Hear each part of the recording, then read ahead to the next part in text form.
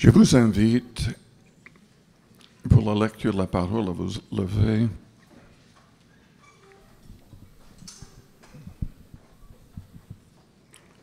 Je vais lire dans Luc, l'Évangile selon Luc, au chapitre 21. Luc, chapitre 21, et au verset 25.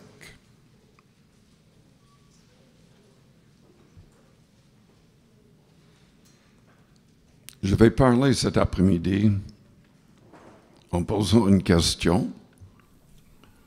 Sommes-nous à la fin, juste avant le jugement de Dieu contre la terre? Jésus-Christ reviendra-t-il bientôt?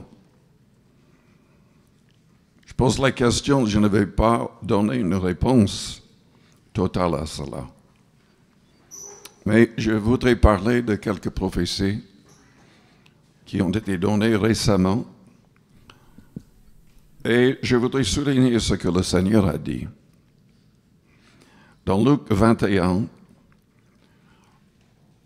au verset 25, le Seigneur a dit, « Il y aura des signes dans le soleil. » Il y a quelques semaines, il y avait 2 explosions énormes dans le soleil, nucléaires. Les scientifiques pensent que c'est chaque fois que ça arrive à cette ampleur, ça affecte la Terre. Et il est sûr et certain que nous avons la Terre affectée actuellement. Il y aura des signes dans le soleil, dans la lune et dans les étoiles. Le 23 septembre, la lune sera rouge. Jésus en a parlé, plusieurs prophéties en parlent. Sur la terre, il y aura de l'angoisse chez les nations qui ne sauront que faire au bruit de la mer et des flots. Les hommes rendant l'âme de terreur dans l'attente de ce qui surviendra pour la terre, car les puissances des cieux seront ébranlées. Il y a quelques années, il y avait un tsunami qui a tué plus de 200 000 personnes en Indonésie. Là, avec l'ouragan qui va frapper la Floride, à moins que le Seigneur intervienne, ça pourrait tuer aussi des personnes à Tampa. Ils ont peur qu'il y aura des vagues de 4 mètres de hauteur qui vont couvrir la ville.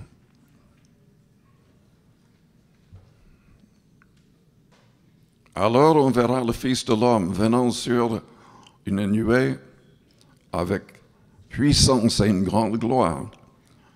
Quand ces choses commenceront à arriver, redressez-vous et levez vos têtes, parce que votre délivrance approche.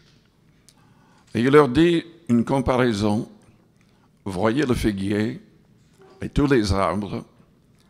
Dès qu'ils ont poussé, vous connaissez de vous-même en regardant que déjà l'été est proche.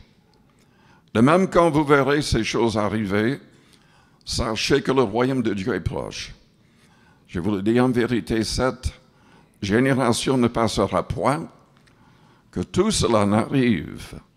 C'est-à-dire, toutes ces choses arriveront dans la même génération. Le ciel et la terre passeront, mais mes paroles ne passeront point.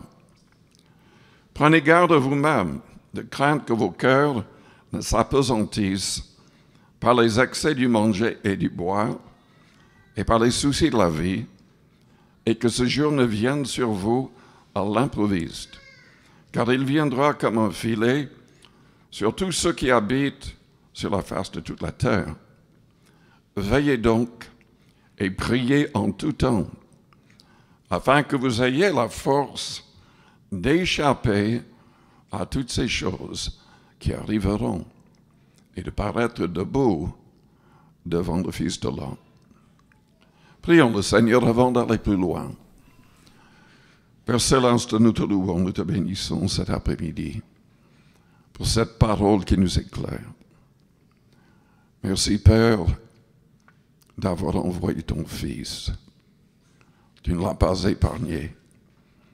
Tu l'as envoyé mourir pour nous, des pécheurs. Père, de par ton Esprit Saint, aide-nous à obéir à ses commandements.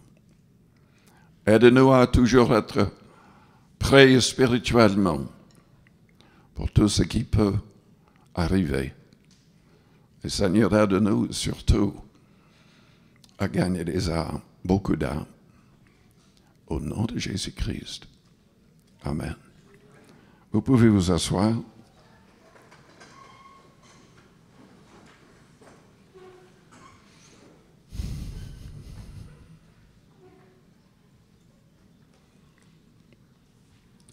Plusieurs prophéties ont été données récemment en Amérique, au Mexique et ailleurs.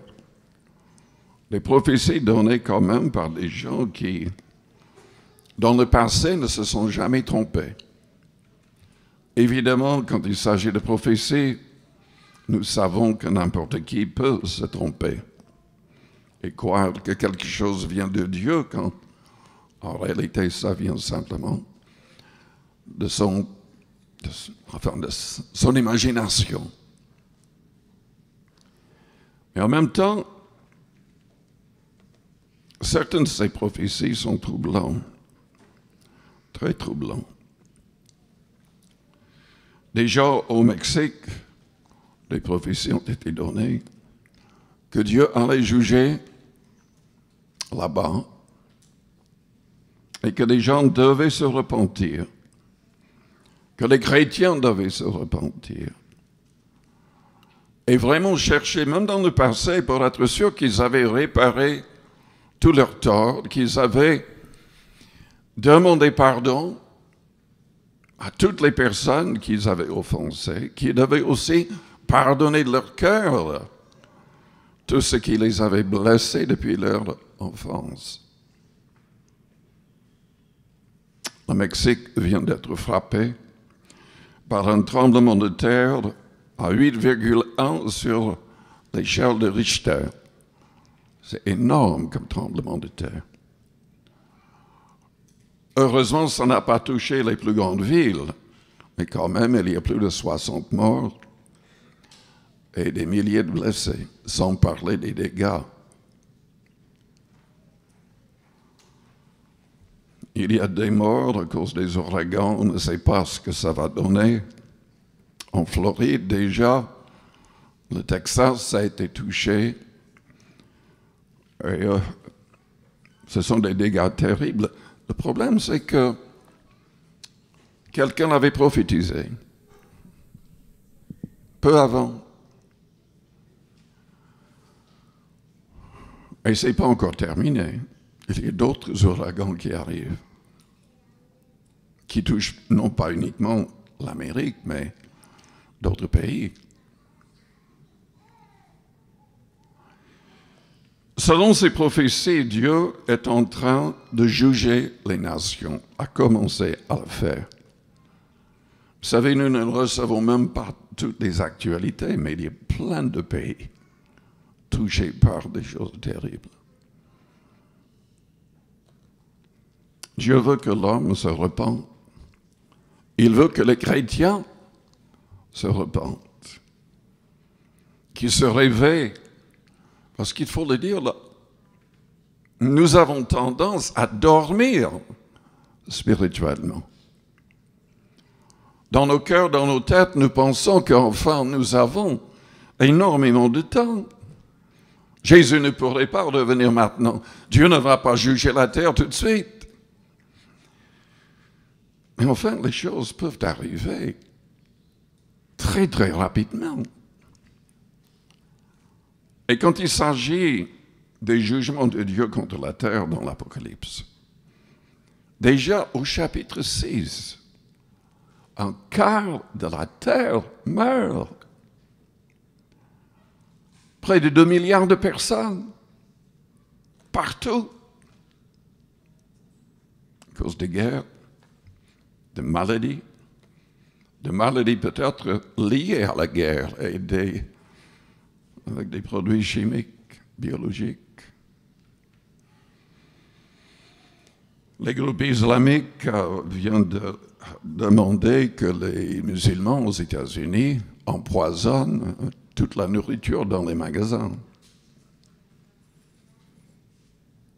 Et ils vont tout essayer dans beaucoup de pays de la même manière. Mais le problème n'est pas uniquement d'eux. Le problème est de Dieu lui-même.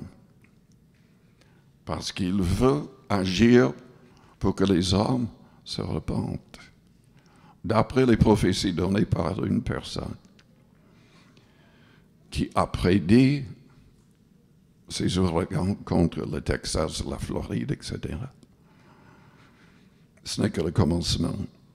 Lui, il a vu en vision que les deux côtes américaines seraient frappées de manière terrible par des tremblements de terre.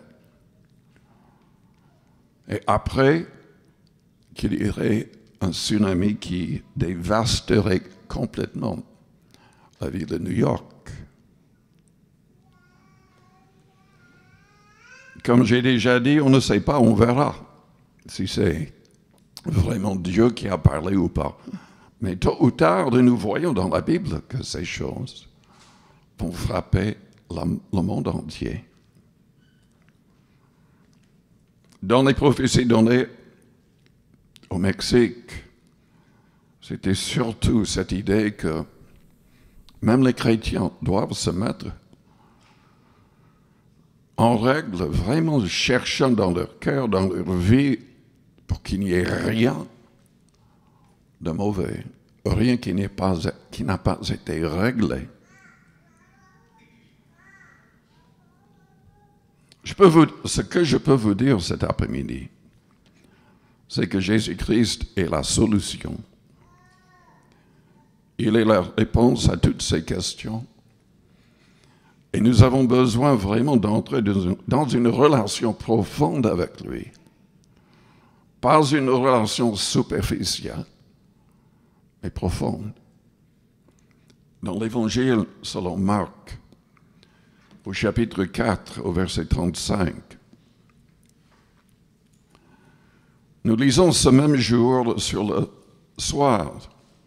Jésus leur dit, « Passons à l'autre bord. » Après avoir renvoyé la foule, ils l'amenèrent dans la barque où il se trouvait.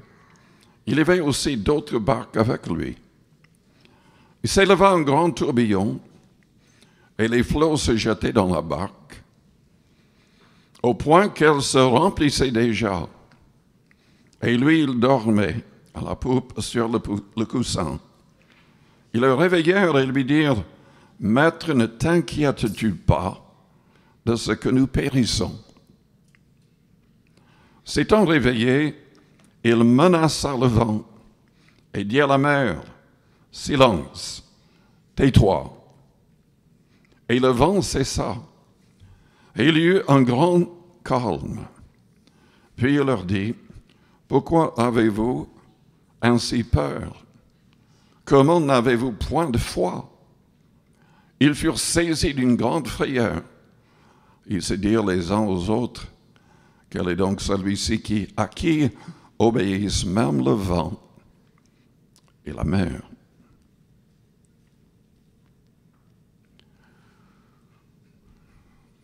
Jésus-Christ nous a donné la parole de foi. Selon Marc chapitre 11, tout ce qui est dit avec foi quand on ne doute point, ce qui est vraiment dit sous l'onction du Saint-Esprit, s'accomplira.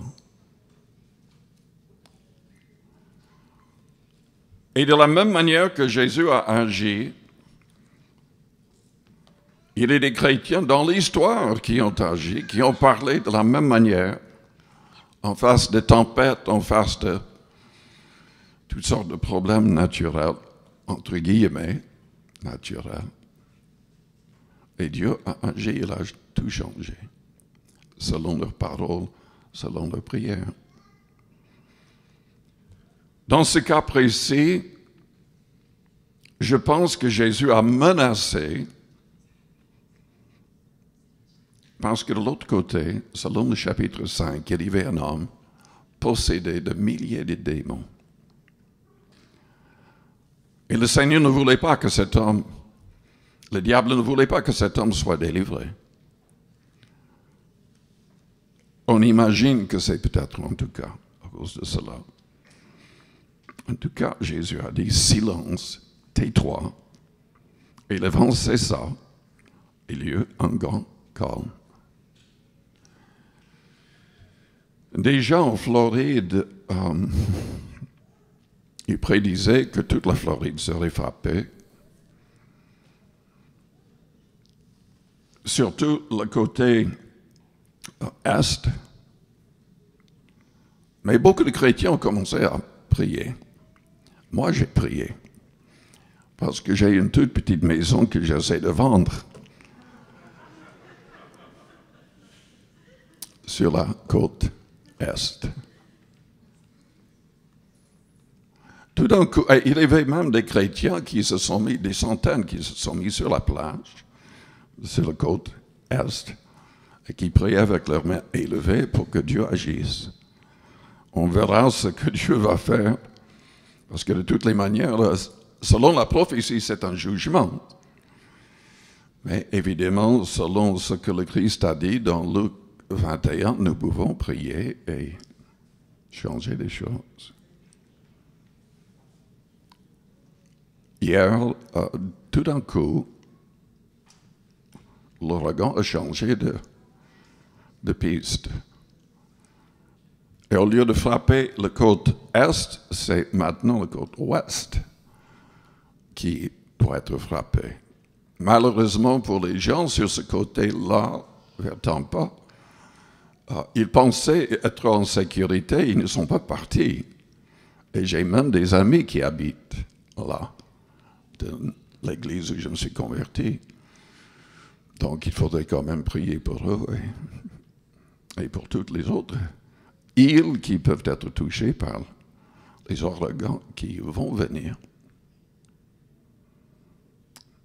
Mais j'ai vu que, et on verra aujourd'hui, ce soir ou demain, ce qui va se faire, mais j'ai constaté que l'ouragan n'allait pas toucher là où j'ai cette maison à vendre. Et ce ne sont pas les maisons qui comptent, ce sont les vies. Ce sont les vies. Et ce sont les âmes de ces personnes qui comptent. Dieu nous a appelés pour aider les gens à se convertir. Ce qui me frappe dans cette histoire avec la tempête, c'est ce que les apôtres ont dit. Maître, ne t'inquiètes-tu pas de ce que nous périssons? Non, le Seigneur ne s'inquiétait pas du tout. Il savait que le diable ne pouvait rien faire contre lui. Mais il était troublé par le manque de foi de ses disciples. Et ce que les disciples n'avaient pas encore compris, c'est qu'ils ne seraient même pas sur terre s'ils ne s'inquiétaient pas de nous. Jésus-Christ a quitté la gloire céleste.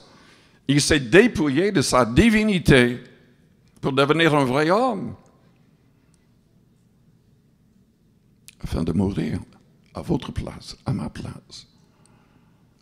Tous les hommes sont condamnés sans Christ. Mais Jésus-Christ est venu parce qu'il s'inquiétait de nous, parce qu'il nous aime, parce qu'il veut sauver le plus grand nombre. Vous savez, Jésus-Christ a parlé souvent, en tout cas dans Marc 9, de manière presque fanatique. Les gens n'aiment pas ce mot-là, mais il faut être un peu fanatique si on est un vrai chrétien. Nous savons que les gens autour de nous vont passer l'éternité en enfer, à moins que nous puissions les convaincre qu'il faut saisir la main de Jésus-Christ, le seul vrai sauveur. Dans Marc chapitre 9, Jésus parlait justement de l'enfer.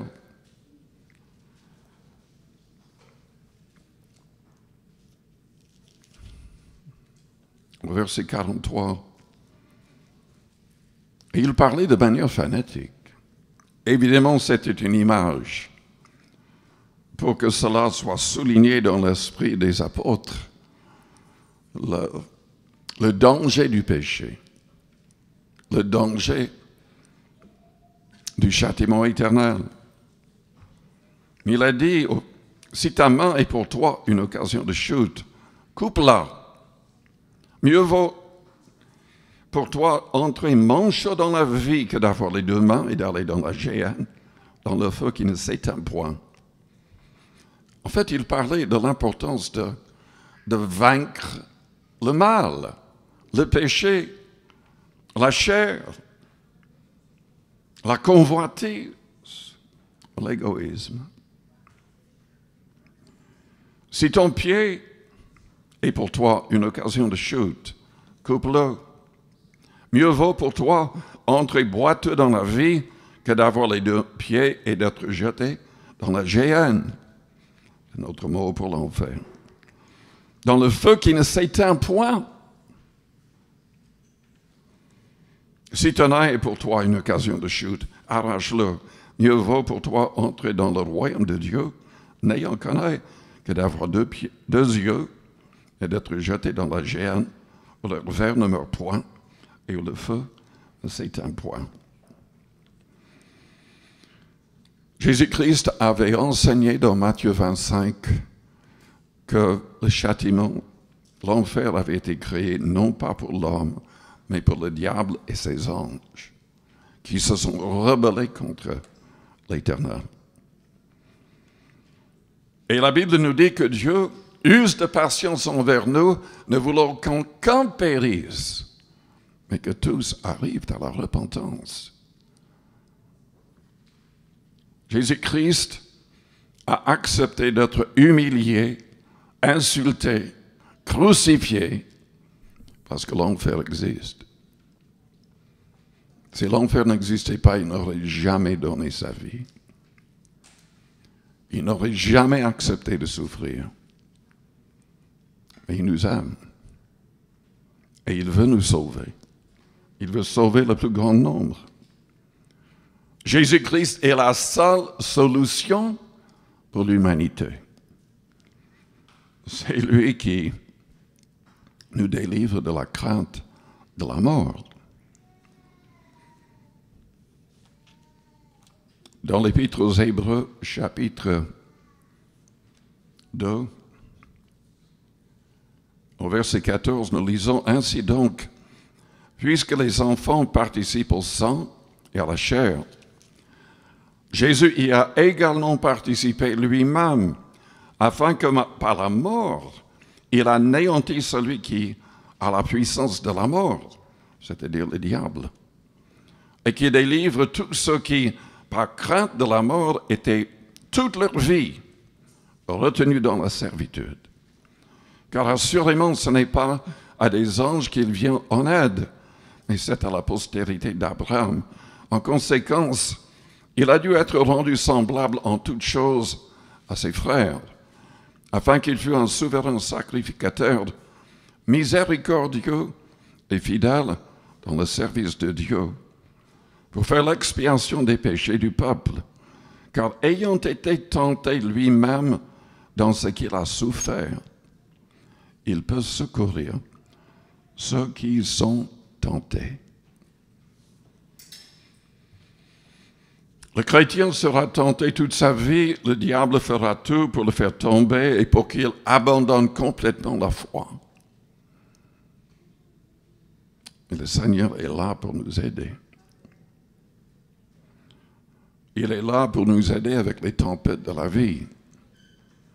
Il est là pour placer en nous par son esprit des paroles de foi pour calmer les tempêtes et les vents et tout le reste. Nos prières, nos paroles de foi peuvent tout changer pour nos familles, pour nos nations, pour le monde.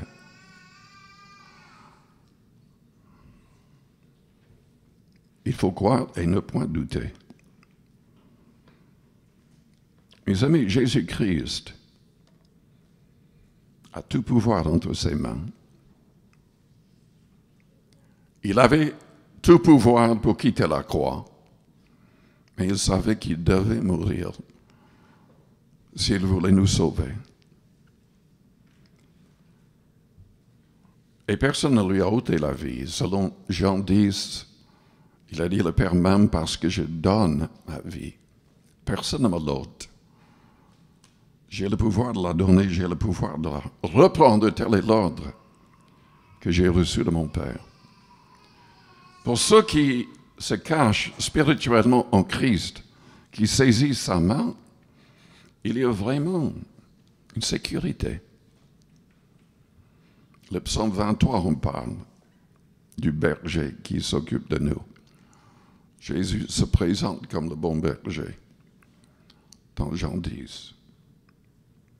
Dans Jean 5, déjà dans Jean 11, quand il a ressuscité Lazare d'entre les morts, il a parlé du fait que c'est lui qui ressuscite les morts. Il en avait parlé aussi dans Jean 5. C'est lui qui jugera les vivants et les morts. Le Père a confié tout jugement au Fils. Et le Seigneur Jésus a dit, je donne la vie à qui je veux.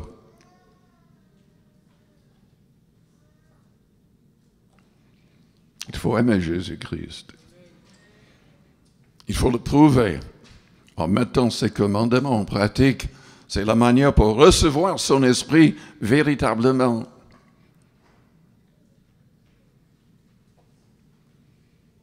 Paul a dit, dans 2 Corinthiens chapitre 5 au verset 8, nous sommes pleins de confiance et nous aimons mieux quitter ce corps et demeurer auprès du Seigneur. C'est pour cela aussi que nous nous efforçons de lui être agréable. Soit que nous demeurions dans ce corps, soit que nous le quittions. Car il nous faut tous comparaître devant le tribunal de Christ, afin que chacun reçoive selon le bien ou le mal qu'il aura fait, étant dans son corps. Paul a dit, nous sommes pleins de confiance. Nous aimons mieux quitter ce corps et demeurer auprès du Seigneur. Jésus-Christ est la réponse à toutes les questions de la vie. Les questions concernant l'éternité. Jésus-Christ veut écrire votre nom dans le livre de vie et il veut vous aider afin que votre nom reste dans le livre de vie. Si au jour du jugement, votre nom n'est pas dans le livre de vie, vous n'aurez aucun espoir. Dans l'Apocalypse au chapitre 20, Jean, quand il était sur l'île de Patmos, a reçu une vision. Il a vu exactement ce que Dieu allait faire. Au verset 11, il a écrit, « Puis j'ai vu un grand trône blanc, et celui qui était assis dessus. La terre et le ciel s'enfuirent devant sa face. Et il ne fut plus trouvé de place pour eux. Et je vis les morts, les grands et les petits, qui se tenaient devant le trône. Des livres furent ouverts. Et un autre livre fut ouvert, celui qui est le livre de vie. Et les morts furent jugés selon leurs œuvres, d'après ce qui était écrit dans ces livres. La mer rendit les morts qui étaient en elle. La mort et le séjour des morts rendirent les morts qui étaient en eux, et chacun fut jugé selon ses œuvres. Et la mort et le séjour des morts furent jetés dans les temps de feu. C'est la seconde mort, les temps de feu. Quiconque ne fut pas trouvé écrit dans le livre de vie fut jeté dans les temps de feu. Notre nom doit absolument être dans ce livre pour que nous soyons sauvés. Mais pour que notre nom reste dans ce livre, même si nous avons accepté Jésus comme Seigneur et Sauveur, nous devons, comme Jésus l'a dit dans Marc 9, nous devons vaincre le péché. Il a dit 7 fois dans l'Apocalypse 2 et 3. Et au chapitre 3, quand il parlait à l'église de Sardes, qui n'était pas du tout en règle, bien qu'il y avait quelques personnes dans cette église qui n'avaient pas souillé leurs vêtements, c'est-à-dire qui n'avaient pas trahi le Seigneur en continuant dans le péché. Il a dit au verset 5, « Celui qui vaincra sera revêtu ainsi de vêtements blancs. Je n'effacerai point son nom du livre de vie. Et je confesserai son nom devant mon Père et devant ses anges. » Le passage semble indiquer que certains noms seront effacés du livre de vie. Ceux qui n'auront pas vraiment pleinement marché avec le Seigneur, permettant que par son esprit, par sa parole, qu'il reste libre de tous ces liens du péché. La Bible nous met en garde, le péché est subtil et peut nous lier de nouveau. Pierre en a parlé en disant que si quelqu'un retourne au péché et se trouve complètement lié par le péché, vaincu par le péché, son état est pire qu'avant sa conversion. Mais le Seigneur, aussi longtemps qu'on soit en vie, il faut prier. Le Seigneur peut pardonner et délivrer. Le Seigneur a tout préparé. Il nous invite à être des vainqueurs. Selon Romains chapitre 8, ceux qui restent attachés à Jésus-Christ sont plus que vainqueurs. Plus que vainqueurs. Dans Jean 14, nous voyons combien tout est préparé. L'enfer est pour le diable et ses anges. Le Seigneur ne veut pas que qui que ce soit y aille. Malheureusement, la majorité des hommes ne seront pas sauvés. Mais nous ne serons sauvés.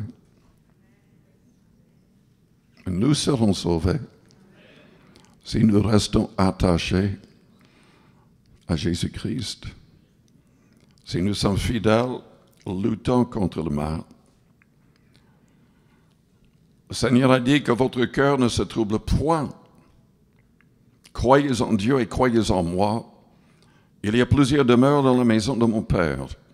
Si cela n'était pas, je vous l'aurais dit, je vais vous préparer une place.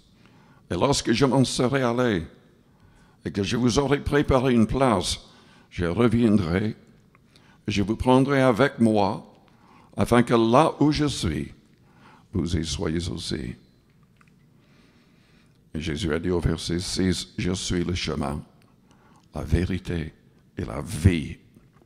Nul ne vient au Père que par moi. » Je vous invite à fermer vos yeux, à courber vos fronts.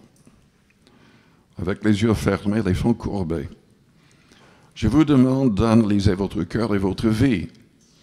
Peut-être que vous êtes là et vous n'avez jamais placé votre confiance en Christ.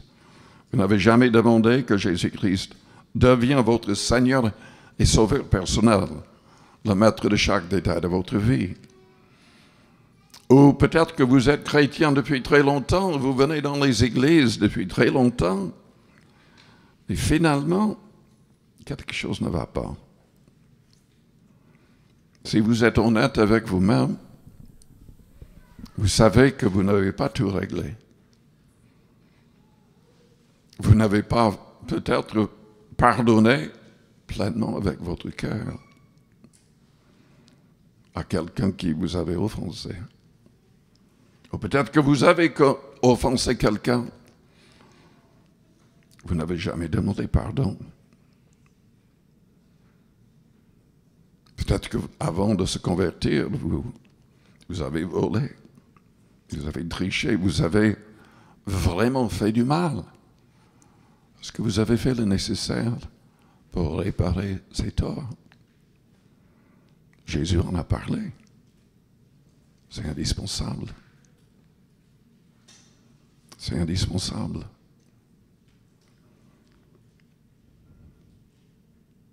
Dieu ne supporte pas le mal. Il ne supporte pas les péchés. Il ne supporte pas le mensonge. Mais il aime ceux qui veulent s'humilier et être transformés. Dieu aime ceux qui se confient dans son Fils.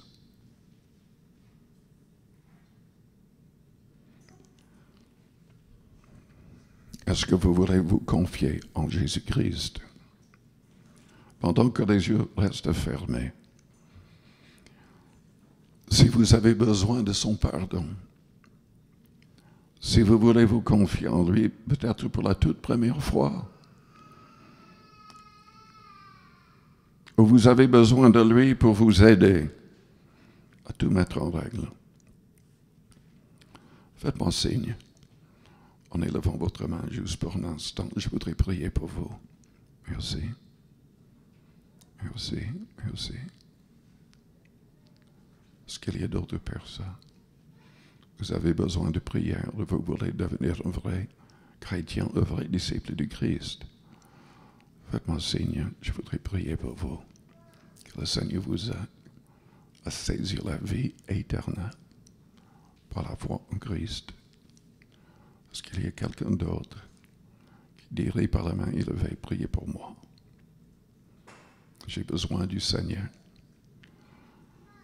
Je désire avoir une relation réelle et profonde avec le Seigneur.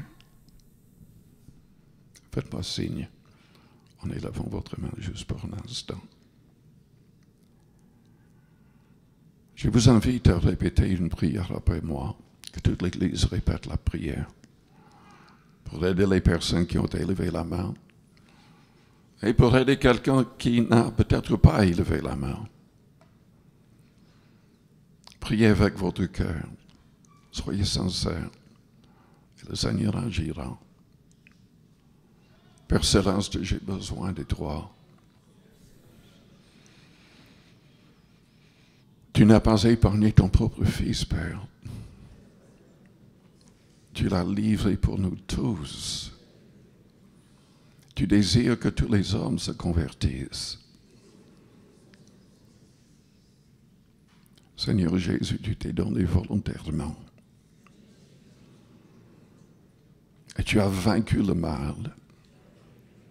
Tu as aimé jusqu'au bout. La vie éternelle est en toi. Seigneur, pardonne-nous tout péché. Purifie-nous de toute iniquité. Que ton esprit nous remplisse. Que nous puissions comprendre tes commandements pour les mettre en pratique. Délivre-nous de l'égoïsme, de l'égocentrisme.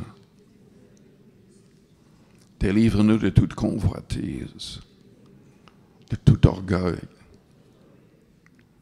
Aide-nous à faire mourir les mauvaises actions du corps.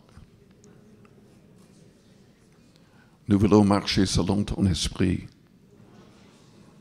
et ne pas être esclaves de la chair.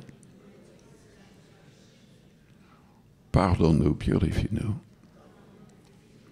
Habite en nous par ton Esprit Saint. Aide-nous à être de vrais disciples, mettant tous tes commandements en pratique. Rends-nous sensibles à ta voix, car nous voulons marcher selon ton esprit. Nous renonçons à tout et à tous.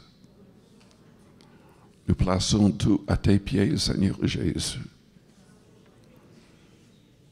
Sois le Seigneur de nos vies, notre Sauveur. Maintenant, priez à votre manière, là où vous êtes. Priez dans votre cœur.